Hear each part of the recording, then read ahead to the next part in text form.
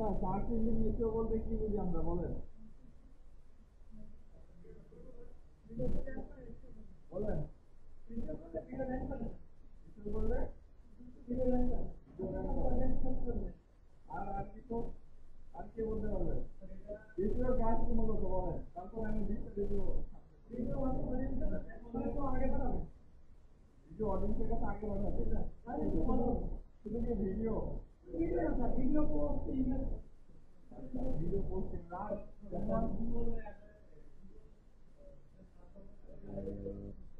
গুগলে সার্চ রেজাল্টে শো হবে প্রথমে। আচ্ছা আর কেউ বলেন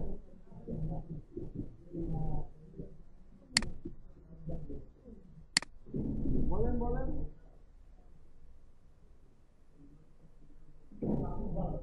সাবমিট করেন। আচ্ছা এরপরে একটু জানেন না, এখানে দেখেন দেওয়া আছে হোয়াট ইজ এসইও। এখানে বলা হয়েছে সার্চ ইঞ্জিন অপটিমাইজেশন হলো এমন একটি প্রক্রিয়া যা ওয়েবসাইট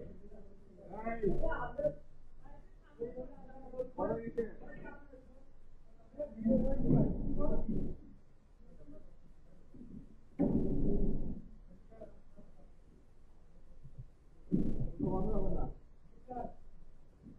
কেটে দেন আবার প্রথম দিকে বলেন। কোনো আওয়াজ হবে না, এক্সট্রা কোনো নয়েজ হবে না, আপনি কি কত দিকে দিকে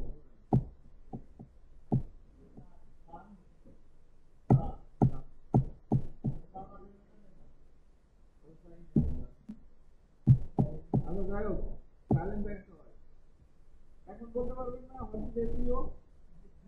বলেন তো ইমন জোরে বলেন তো।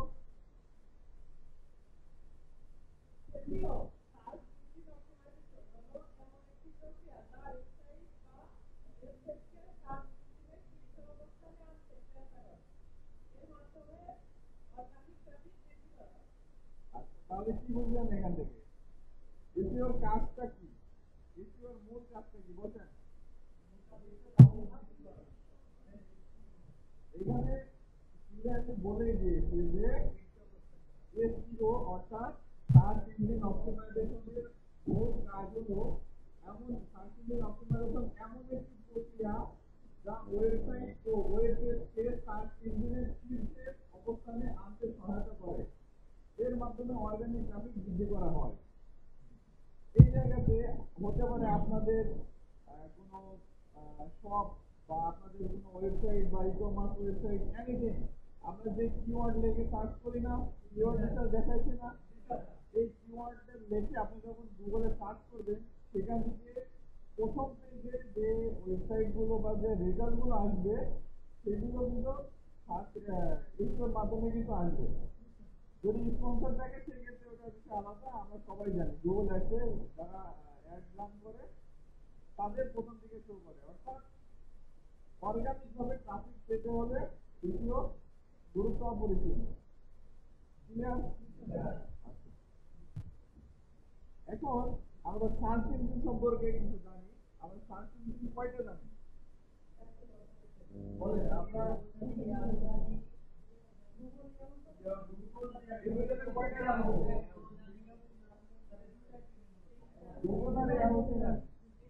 আচ্ছা আপনারা কি জানেন বাংলাদেশে একটা সার্চ ইঞ্জিন আছে?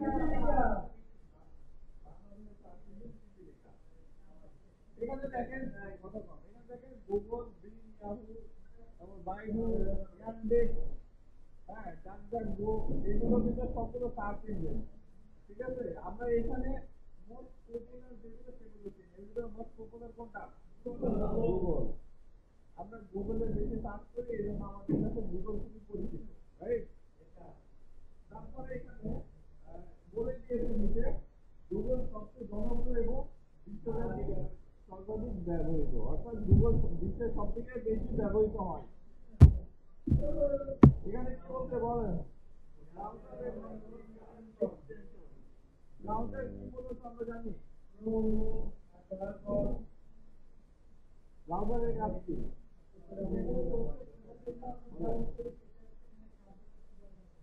আচ্ছা ব্রাউজার এখানে বলা হয়েছে ব্রাউজারের নাম দেওয়া আছে। ঠিক আছে কয়টা বলেন?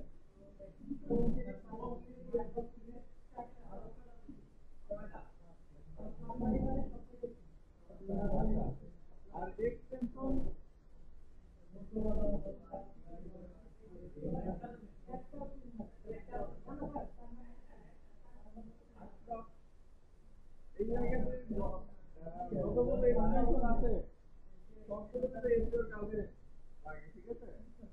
মোজবার হচ্ছে সব থেকে পপুলার। তারপর আশরাফ আছে এই জায়গাতে যে দিবে না গ্রুপে দিয়ে দেবো। আচ্ছা, ব্যাকলিঙ্ক কি আমরা জানি? ব্যাকলিঙ্ক বলতে আমরা কি বুঝি?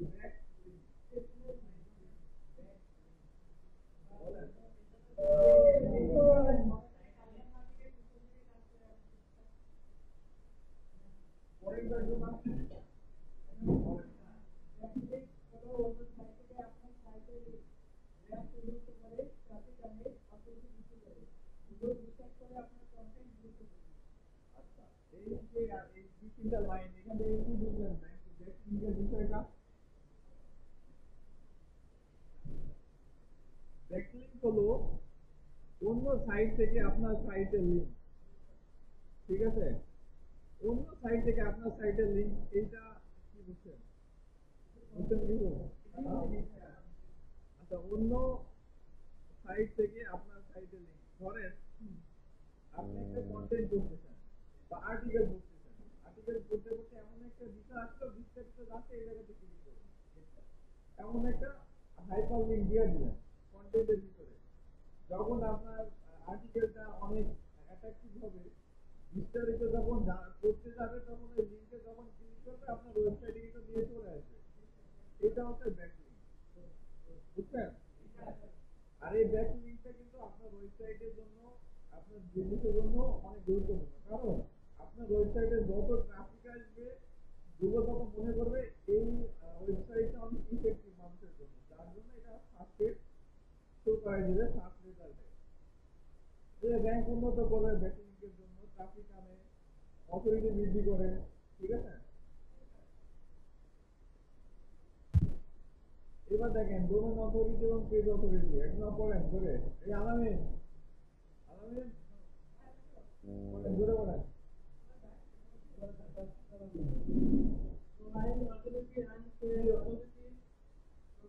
ডোমাইন না, ডোমেন।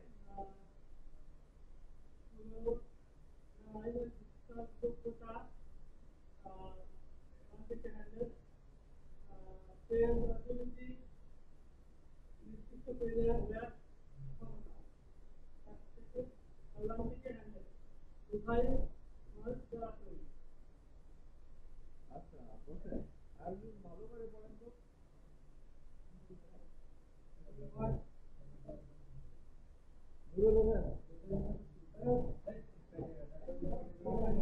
স্যারকে দিয়ে পুশ-আপ দেওয়ালে পেটের ব্যথা, বুকের ব্যথা সব চলে যাবে, ঠিক আছে? ডোমেন অথরিটি দিয়ে পুরো ডোমেইনের বিশ্বাসযোগ্যতা 1 থেকে 100, পেজ অথরিটি নির্দিষ্ট পেজের র্যাঙ্ক ক্ষমতা 1 থেকে 100, উভয় মত দ্বারা তৈরি।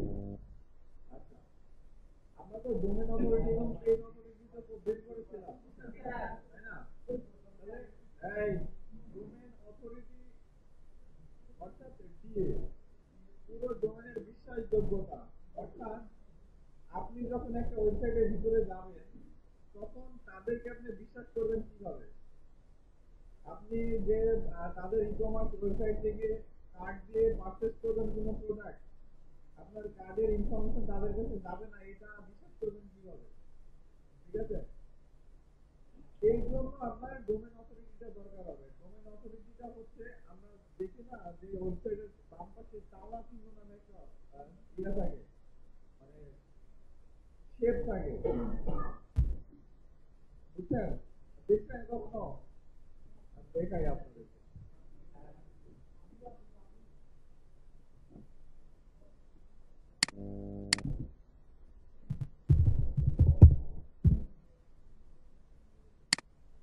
এই যে দেখছেন কানেকশন ইজ সিকিউর, অর্থাৎ এই ডোমেন অথরিটিটা ঠিক আছে। এইটা থাকলে মনে করবেন যে আপনার ওয়েবসাইট, আপনার কার্ডের ইনফরমেশন বা আপনার ইনফরমেশন গুলো সেভ থাকবে, ঠিক আছে? এটা হচ্ছে মনে করেন ওয়েবসাইটের বিশ্বাসযোগ্যতা বা ওয়েবসাইট সিকিউর আছে কিনা সেটা দেখার বিষয়। তারপরে নির্দিষ্ট পেজের র্যাঙ্ক ক্ষমতা। পেজ অথরিটিটা হচ্ছে আপনার পেজের র্যাঙ্কের ক্ষমতা কতটুকু আছে, সার্চ করলে আসার সম্ভাবনা কতটুকু আছে, এটা মূলত বোঝানো হয়েছে। ঠিক আছে,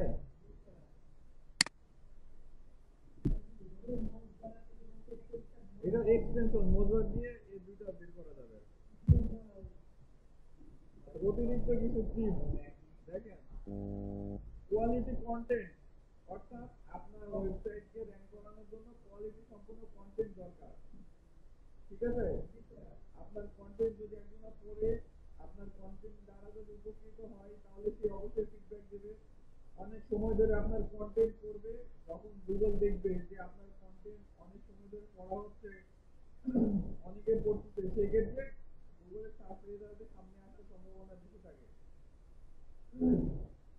ব্যাকলিংক করতে হবে ভালোভাবে। ঠিক আছে, তারপরে ফাস্ট লোডিং স্পিড, ধরেন আপনি এই এখন তো মেবি এসএসসি রেজাল্ট দিবে না, আজকে দেবে দিয়ে দিতে।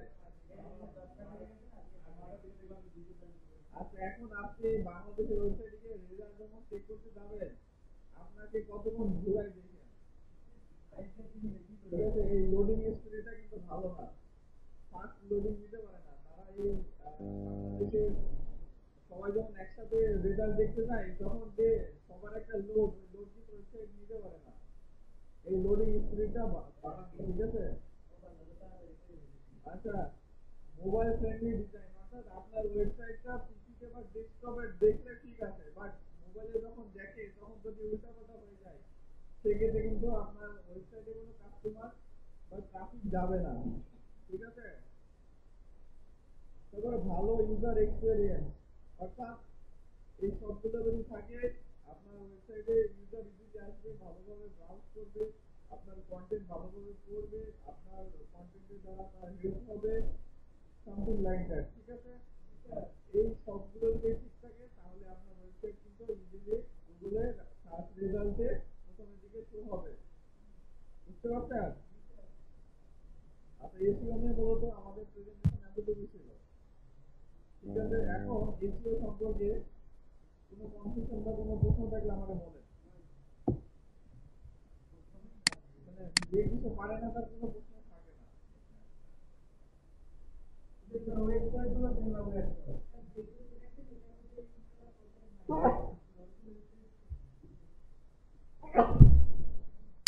আচ্ছা, আপনাদেরকে তো হোমওয়ার্ক দিয়েছিলাম, যে কোশ্চেন গুলো দিয়েছিলাম ওইগুলো কি করছেন? আপনাদেরকে আমি রিসেন্ট একটা এক্সাম দিয়েছি, যেটা এই গত মাসে অ্যাসেসমেন্ট নেওয়া হয়েছিল।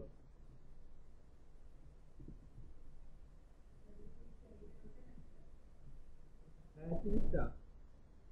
ওটা গত মাসে অ্যাসেসমেন্ট নেওয়া হয়েছিল, এখানে রিটেন এবং এমসিকিউ দুইটাই আছে। এবং ফাইল দিয়েছি আমি আপনাদেরকে।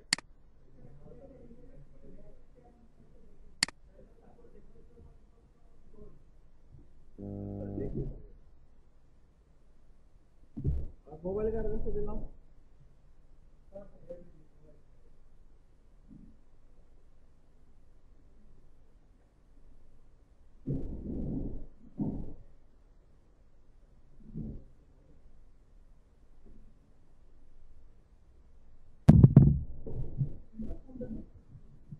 এই রিটেন গুলো সবাই বের করে পড়েন।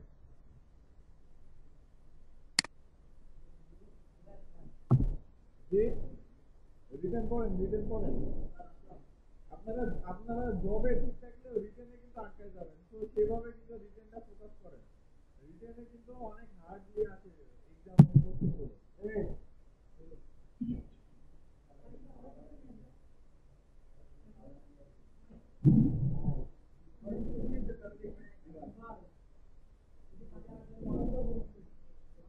আমি যাই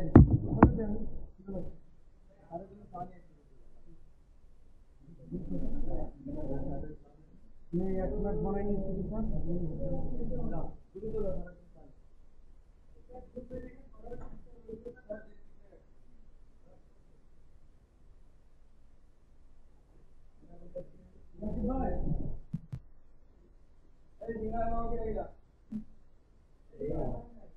বাইরে